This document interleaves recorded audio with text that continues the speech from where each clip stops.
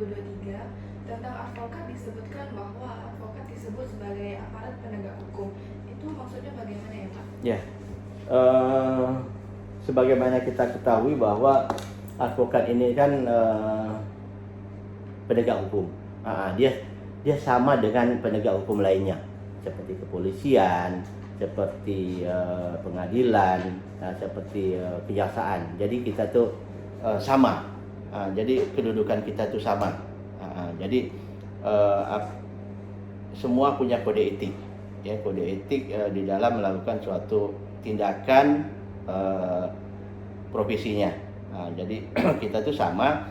Jadi kalau misalnya nanti kita mendampingi klien di mana ke pihak ke kepolisian, ke pengadilan, ya kan? Nah itu ya kita tetap sama, tapi ya kita kan berbeda institusi. Tapi kedudukan kita itu sama di mata hukum, seperti itu.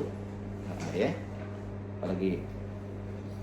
Baik Pak, sesi wawancaranya akan dilanjutkan oleh saya. Perkenalkan Pak, nama saya Siti Marcella, NPM 2351446. Ya. Menurut Bapak, dari sekian banyak kasus yang telah Bapak tangani, kasus apa yang paling berkesan bagi Bapak sebagai seorang asisten? Mana? Apa?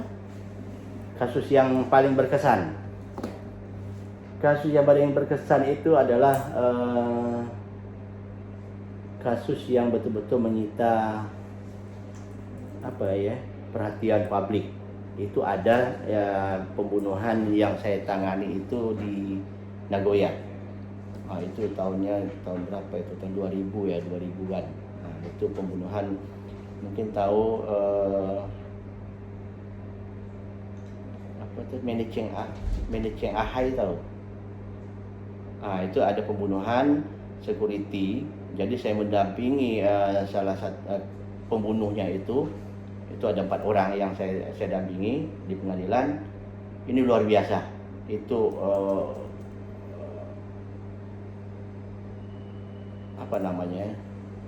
bukan namanya ketakutan, tapi luar biasa lah saat itu. Ini kan yang dibunuhkan salah satu etnis suku Timur, Flores ya, yang waktu itu. Itu kan yang pelakunya ada yang lain kan. Jadi pada saat itu kan memang rame orang. Jadi di waktu persidangan itu kan rame. Jadi itulah bagaimana kita menjaga emosi kita, menjaga bagaimana kita sebagai seorang lawyer, ya kan. Jadi kita mendampingi klien kita pada saat itu. Jadi itu yang sangat saya sepanjang hidup saya itu yang saya ingat sekali. Itu memang luar biasa itu. Itulah kasus yang ini. Apakah pernah klien Bapak yang dijatuhi hukuman mati karena pembunuhan atau narkoba? Terus upaya apa yang dapat Bapak lakukan terhadap klien Bapak tersebut? Dan bagaimana pelaksanaan hukuman mati menurut hukum Indonesia?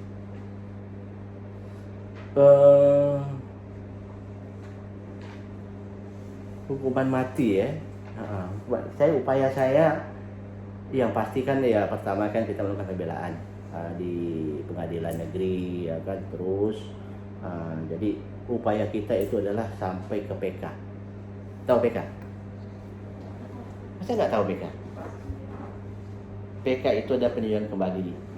Jadi kita mulai dari pengadilan negeri, beracara, bersidang semua dan sebagainya ya.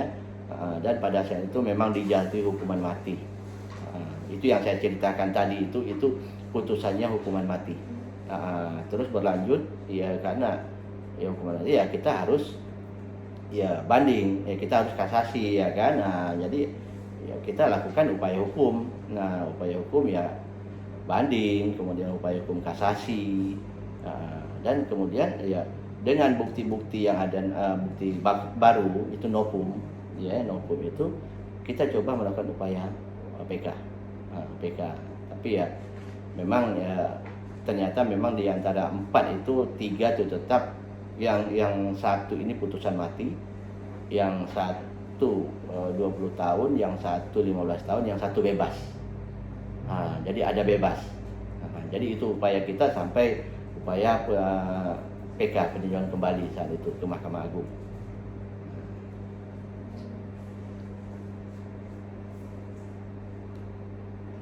Bapak sebagai Ketua DPC Pradi Batam memiliki anggota berapa orang dan apa saja suka duka sebagai advokat dan sebagai Ketua DPC Pradi Batam? Anggota kita sekarang sekitar 500-an orang.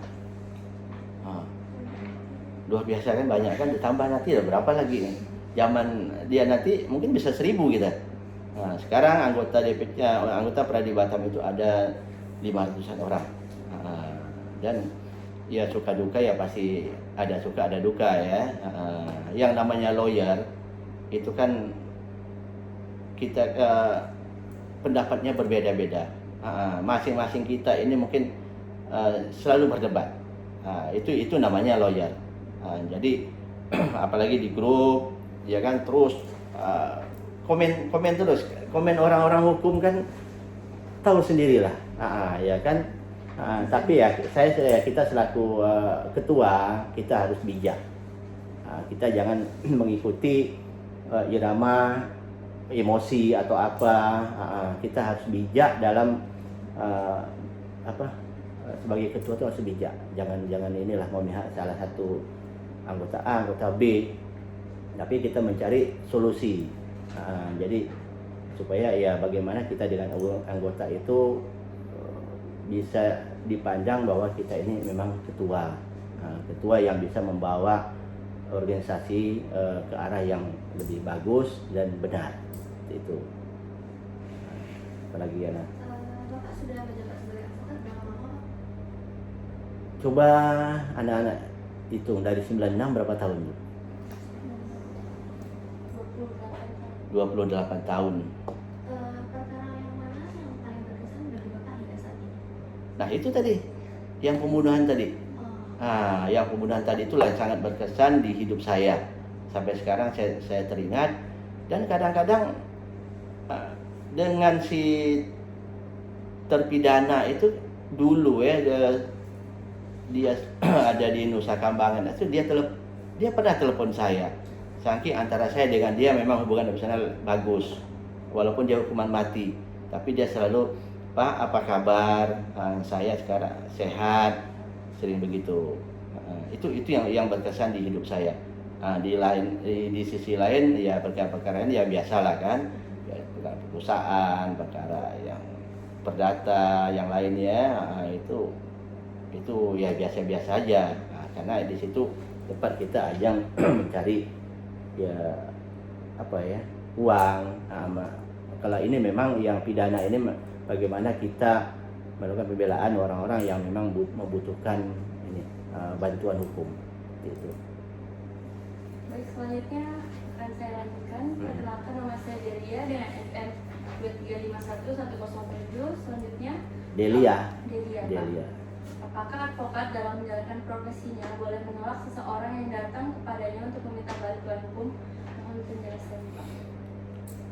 Kalau kita nanti sebagai seorang advokat, kita tidak boleh menolak. Kita harus pada saat kita dilakukan penyumpahan sebagai advokat itu kan ada kita disumpah bahwa kita ini harus menjaga marwah sebagai advokat. Salah satunya kalau ada yang meminta bantuan hukum, kita terima. Kita tahu dulu, kita tanyakan dulu kronologis masalahnya seperti apa. Kita harus bela, ya kan? Karena dia memang orang yang datang ke kita memang orang yang benar-benar membutuhkan bantuan hukum. Jadi kita nggak boleh menolak. Tinggal bagaimana kita melakukan pembelaan untuk dia, untuk orang yang membutuhkan bantuan tadi. Gitu. Selanjutnya, apakah untuk profesi advokat memiliki kode etik profesi advokat dan diatur di mana kode etik advokat tersebut serta berlaku bagi siapa saja? Kode etik itu diatur di dalam Undang-Undang Nomor 18 2003 tentang advokat ada. Di situ ada semua kode etiknya ada di situ semua. yang tidak boleh kita lakukan, semua ada. Jadi setiap advokat itu semua rujukannya ke sana. Jangan siapapun yang melanggar, advokat yang melanggar, ya kan, dia akan dikenakan kode etik. Gitu. Selanjutnya, Bapak selaku Ketua Divisi Pradi Batam, apakah ada advokat di Batam yang pernah jatuhi sanksi pelanggaran kode etik advokat, dan boleh dijelaskan apa sanksi? Banyak, banyak advokat yang melanggar kode etik, ya kan? Banyak, ada juga advokat yang dijatuhi hukuman pidana, banyak. Cuma saya nggak perlu saya sebutkan, ya kan? Artinya itulah dinamika daripada suatu profesi tadi.